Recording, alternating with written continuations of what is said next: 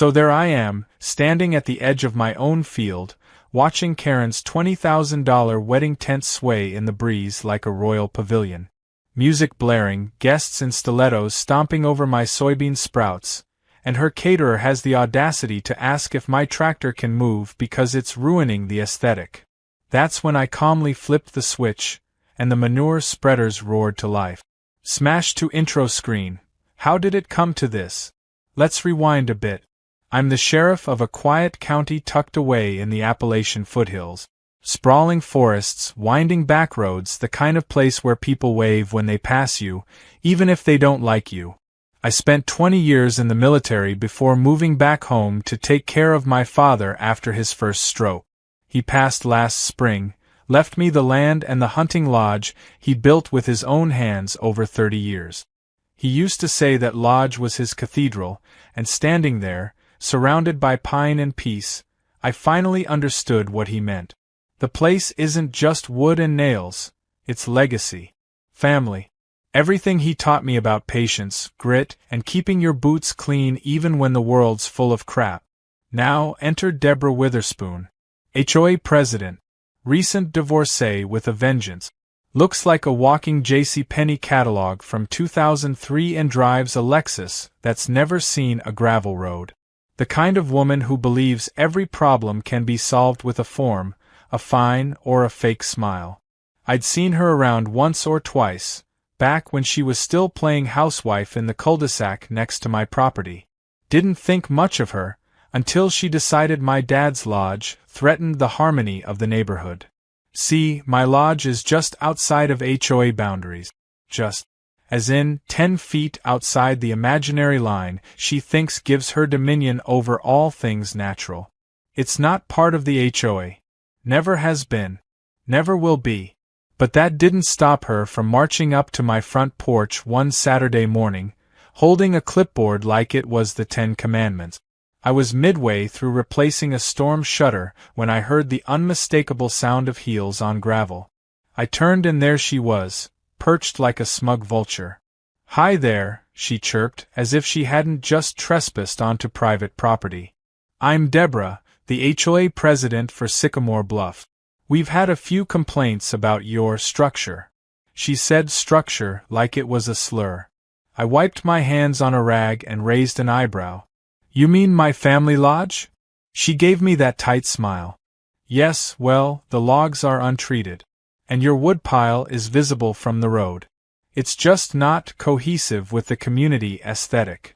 I looked behind her at the forest stretching into the hills, not a soul in sight for half a mile. "The community? You mean the raccoons?" That didn't go over well. She huffed, pulled a stapled packet from her clipboard, and handed it to me. "These are the HOA guidelines. Section 8 covers structure visibility, landscaping, and color palettes." I didn't even take the packet. "I'm not in the HOA." Her smile cracked just a little. "You're adjacent to it, and that has visual impact. We're trying to preserve property values." Now, here's the thing about me. I don't like confrontation, but I don't run from it either. I told her plainly, "This land's been in my family since 1952. That lodge predates your entire subdivision. And unless your bylaws were signed by God himself, they don't apply here." I thought that would be the end of it. It wasn't. The next week, signs popped up along the gravel road leading to my property. "Private, HOA residents only." They looked official, laminated, nailed to stakes, even had her fake HOA logo on them. One was blocking the trailhead I use for hiking. Another was right at the bend in the road, half covering the wooden sign my dad carved decades ago, "Welcome to Fox Hollow." I pulled them all up and burned them in a fire pit that night. Next morning, they were back. Then came the fines, mailed to my house in crisp white envelopes with her HOA letterhead. Violation, unauthorized structure. Violation, unapproved fire pit. Violation, wildlife attractant. Apparently, leaving corn out for deer now constituted criminal negligence in the eyes of Deborah Witherspoon. Again, not in the HOA. I filed an official cease and desist, citing property law, zoning boundaries, and the very clear line where the HOA ended. I even offered to meet with her civilly. She responded by forwarding my infractions to the local utility company. That's when things got personal. I came home one evening and the power was off. No storms, no downlines. Just gone. I checked the meter, and sure enough, it had been disconnected manually. I called the utility office, and the woman on the other end told me a complaint was filed. Safety hazard. Uninhabited structure. Immediate risk. I had to fax over land deeds and legal documentation just to get my power turned back on. This wasn't some passive-aggressive neighbor dispute anymore. This was a campaign. She wanted that lodge gone, and she didn't care how she got it. What she didn't realize was, I've got more patience than a church pew on Easter Sunday. And I play the long game. So I started watching, collecting, building a file. Every letter she sent, every bogus fine, photos of the signs, records of tampering, testimonies from neighbors she bullied. I wasn't planning to use any of it yet. I was hoping, stupidly, that she'd get bored and move on to harassing someone's mailbox flowers. Instead, she escalated.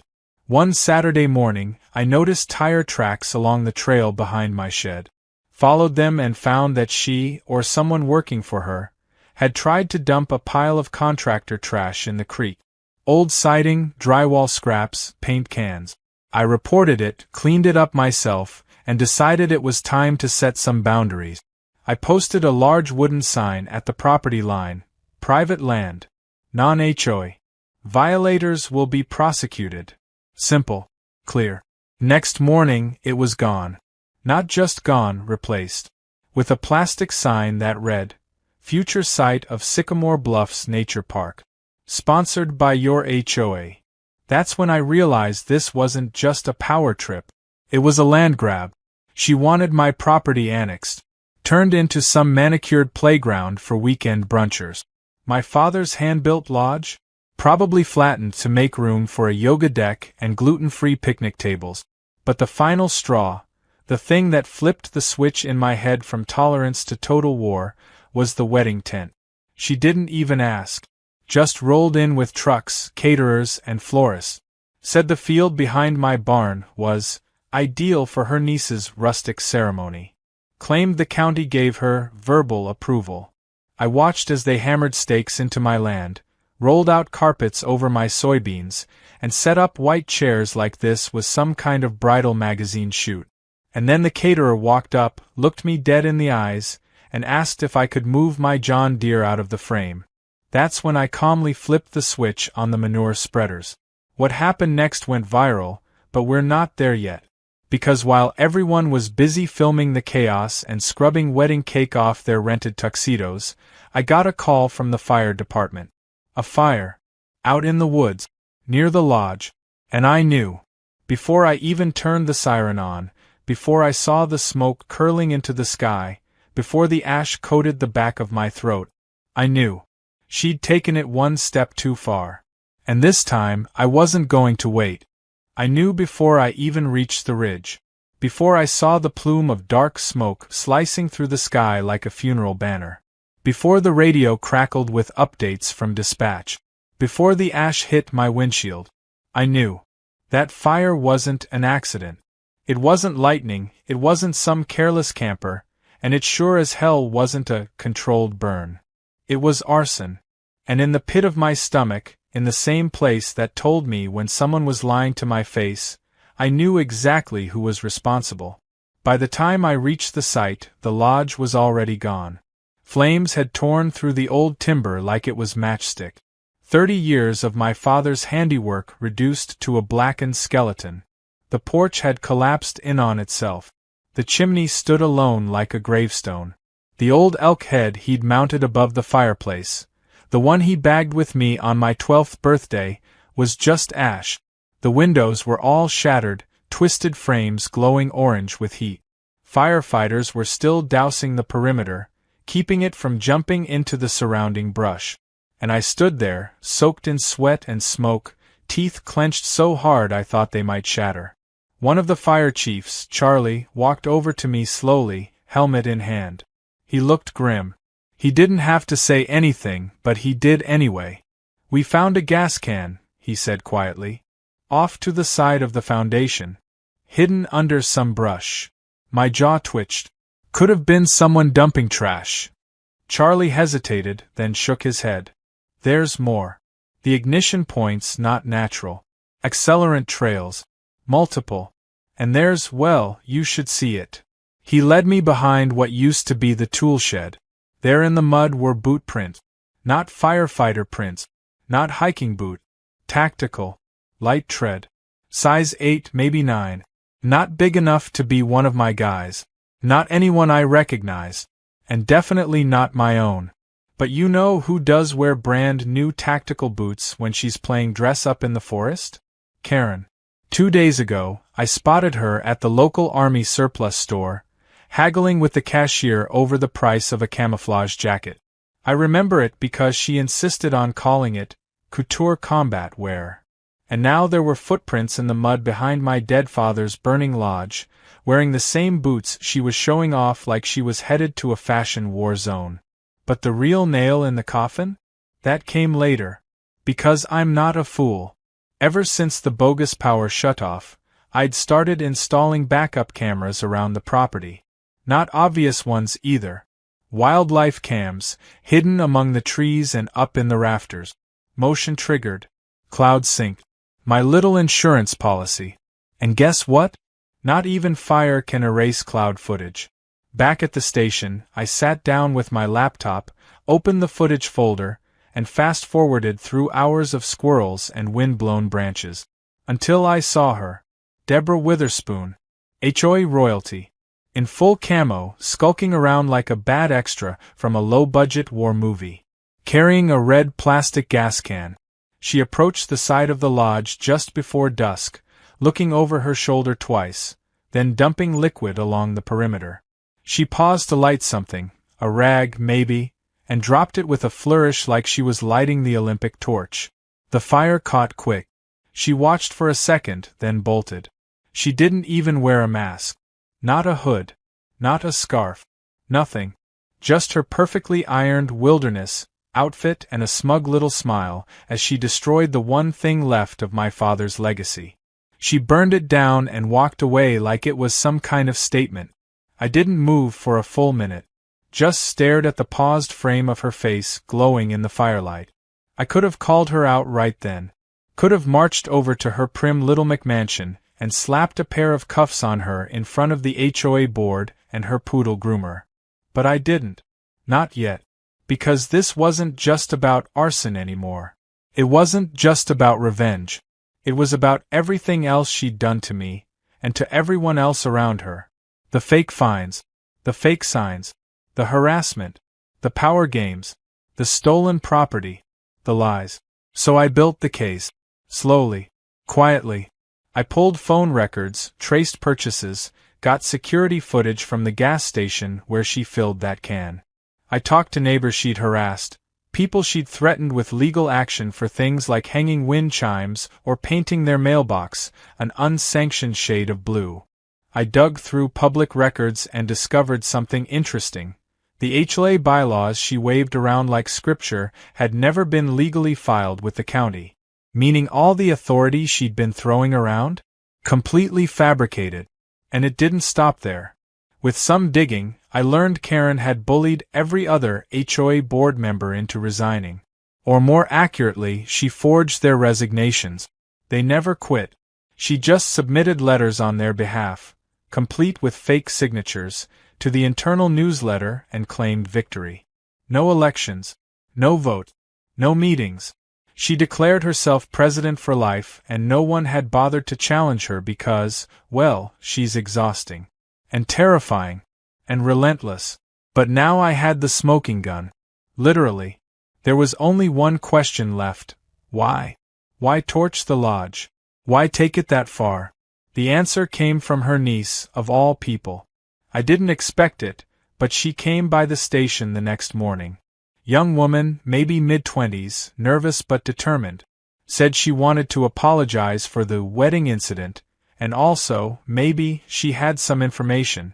Apparently, Karen wanted the lodge gone because she had plans. Big ones. She'd been pitching a wellness retreat expansion to the HOA, hoping to convert that entire section of forest into a commercial property. Spa, hiking trails, gazebo, the whole overpriced fantasy. The lodge, and my refusal to play along, was the only thing standing in her way. She figured if it burned down and I got fed up, I'd sell the land cheap. Move on. Be out of her hair. One less backwoods redneck with property rights. I thanked her for her honesty and made sure she got home safe. Then I opened a new file. Arson. Fraud. Forgery. Criminal impersonation. Harassment. Abuse of power.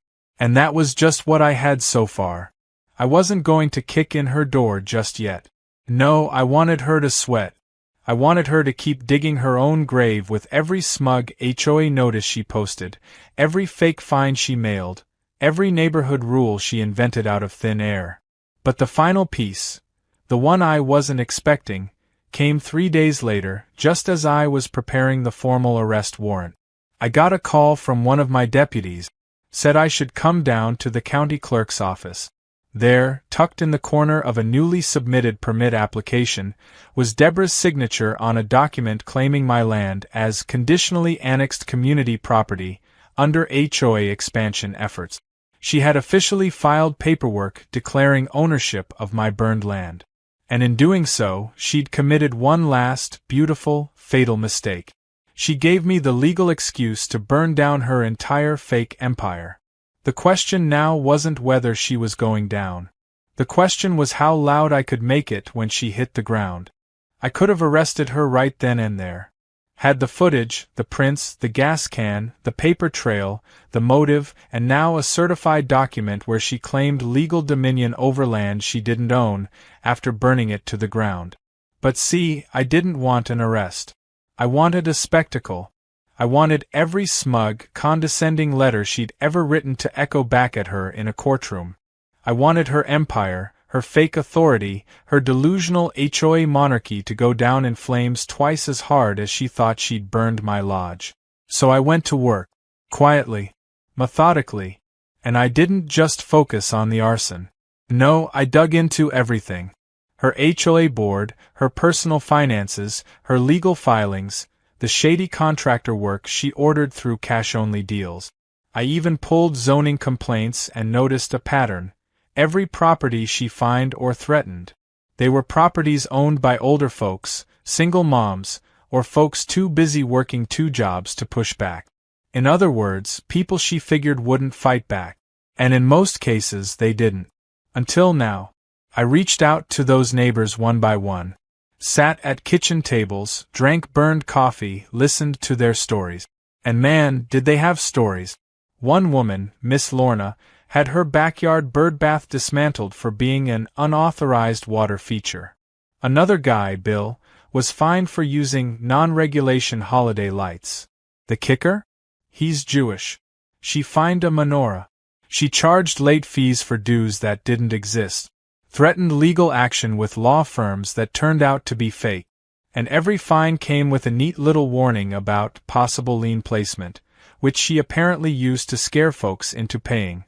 She was running her own little dictatorship, funded by fear, wrapped in bureaucracy, and no one had stopped her because no one knew where to start. But now they had me, and I was done being polite. I called in a few favors from friends in state-level offices. Got a fast-track review on her forged HOA charter. Confirmed what I suspected. The document had never been properly notarized, and most of the signatures were copied from a year-old yard sale sign-up sheet. She literally used names from people who came to buy used crockpots and folding chairs, then declared them voting members of her new regime. With that information locked in, I filed a formal report to the county clerk, flagged the HOA as operating illegally, and got the ball rolling on having their authority revoked entirely. But that was just step 1. I wanted to make sure when she went down, she couldn't slither her way into another neighborhood and do it all over again. Meanwhile, she was getting bolder. Like a cornered raccoon with a pearl necklace. She must have sensed I wasn't responding the way I used to, no more emails, no calls, no angry rebuttals. So she ramped things up. Sent out a mass newsletter to the neighborhood claiming I was under investigation for aggressive and antisocial behavior, complete with a blurry photo of me mid-yawn at the gas station, trying to make me look unhinged. She claimed I'd been harassing her and trying to illegally prevent HOA expansion for personal vendettas. That was cute. Then she held a mandatory community meeting in the park across from her house and passed around a petition to have me removed as sheriff. She even had signs printed. My favorite said, "No law above the HOA," which, honestly, just made my job easier. But she didn't stop there. She moved on to the final, most ridiculous stage of her delusion. She tried to break into the ruins of the lodge. I caught her on my camera system again, this time with a measuring tape and a man she claimed was a restoration consultant. She was trying to appraise the ashes of a building she'd torched herself. When I showed up in uniform, she tried to play it cool. "Oh, I was just checking the site for insurance purposes," she said, all fake smiles and squinting like the sun owed her money. "For your insurance?" I asked, letting the question hang. She blinked. "Well, community insurance. We're assuming responsibility now. It's being annexed into the HOA proper. It's in transition." I looked down at the mud where her consultant was standing, right on top of the old fire pit my dad had dug with a spade and a bad back. My jaw locked so tight I felt my molars grind.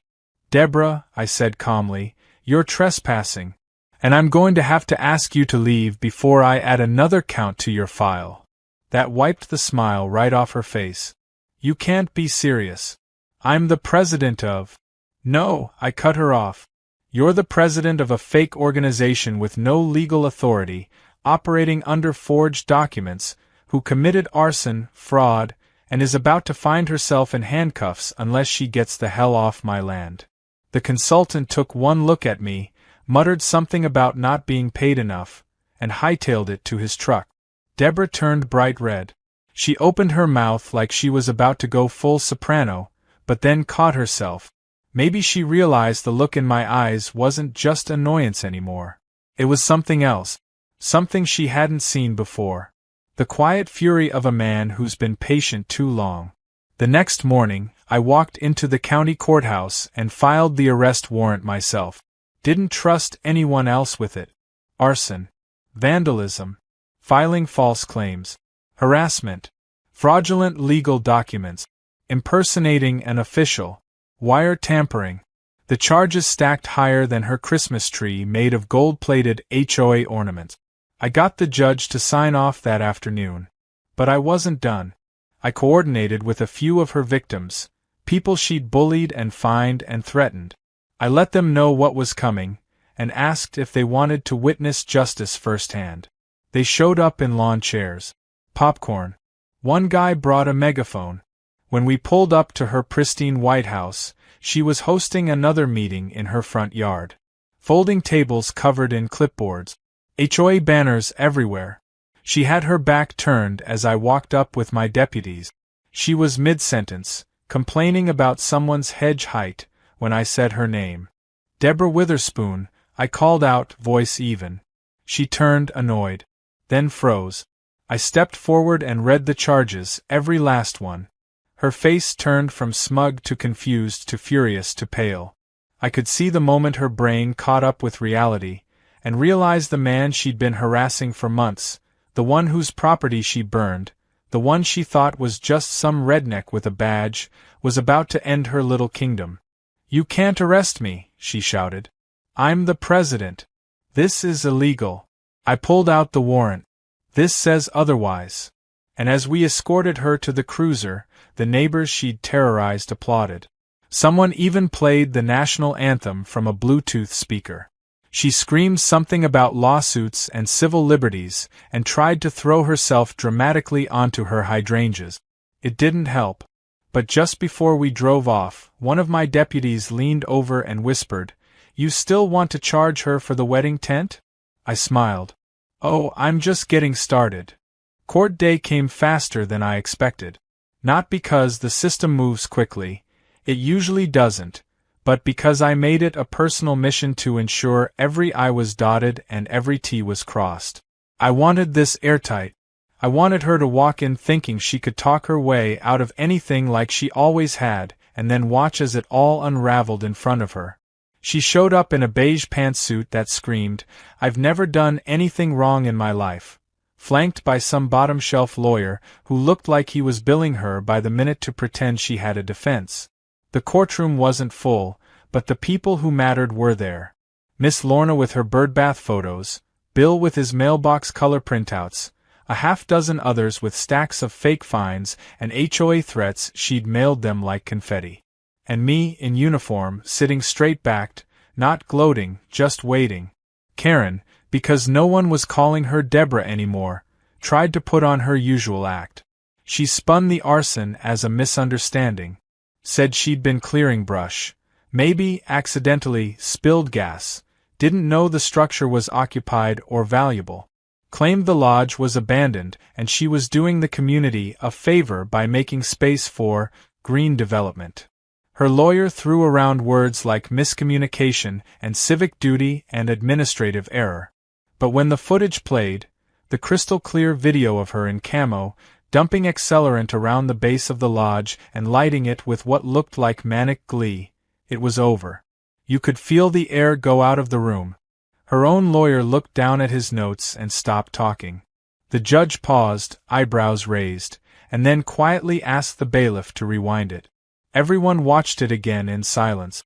After that, it wasn't about if she was guilty. It was about how guilty. The judge didn't hold back. 5 years probation. Mandatory community service. Full restitution to cover damages. And not the pretend kind either. Real restitution. Court-approved valuations of the lodge, the property damage, and emotional distress. The number made her flinch. Over $800,000. Her insurance? Didn't cover intentional arson. That left her assets, her car, her savings, and of course her house. I didn't cheer. I didn't gloat. I just watched as her whole world cracked under the weight of her own arrogance. But the best part wasn't even in the courtroom. It came a week later when I filed a civil suit on top of the criminal conviction. I wasn't in it for the money. I already had the lodge insured for part of its value, and I could rebuild, but I wanted it public. I wanted every document she ever filed, every fake fine and illegal signature, exposed. I wanted it on the record that everything she built was based on lies. And it worked. The county reviewed her HOA's charter and declared it invalid. Without legal standing, every action she took as president was nullified. Every lien, every fine, every threat gone. The board, if you could call it that, dissolved. The bank moved fast too. With her house tied up in court-mandated payments, and no HOA funds left to cover legal fees, she had to put her McMansion up for sale. Last I heard, it's been sitting on the market with a sagging price-reduced sign out front. No one wants to live in the place the HOA tyrant used as her castle. And what about the community she tormented? They threw a barbecue the weekend after the verdict. Real one. Ribs, cornbread, cold beer, kids running barefoot through the sprinklers. No clipboards, no rulebooks, no HOA bans on plastic cutlery. People smiled again. Laughed. It was like the air got lighter. Miss Lorna brought me a plate and said it felt like the end of a very long winter. I knew exactly what she meant. As for the lodge, I rebuilt it. Not exactly the same. Some things can't be replaced, but I used fireproof materials this time. Reinforced the frame, added solar panels, and built a stone fire pit right out front. I even carved a new sign, same style as my dad's, with one small change. Underneath Fox Hollow Lodge, I burned in another line with a woodburning pen. Karen proof since 2024. It made me laugh. I think my dad would have liked it too. The final cherry on top came in the form of her community service. By court order, she was assigned to the county maintenance program, cleaning graffiti, repainting picnic benches, scrubbing out the public restrooms at the park she once tried to claim was private HOA land. I drove by once, saw her in a neon vest, hose in hand, power washing a sidewalk while a group of teens recorded her on their phones. She tried to turn away from the camera, but someone yelled, "Hey! Aren't you the lady who burned down a forest?"